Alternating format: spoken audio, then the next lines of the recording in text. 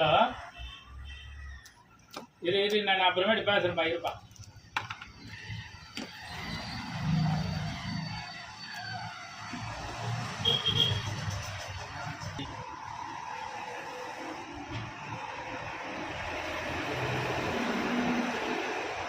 செய்யவே கூடாது.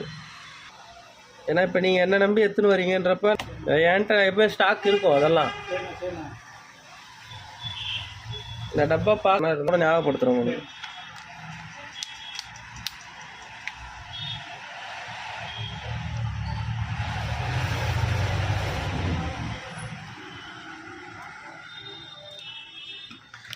அவ்வளோதான், பேட்டரி மாற்றியாச்சு. ஓகே,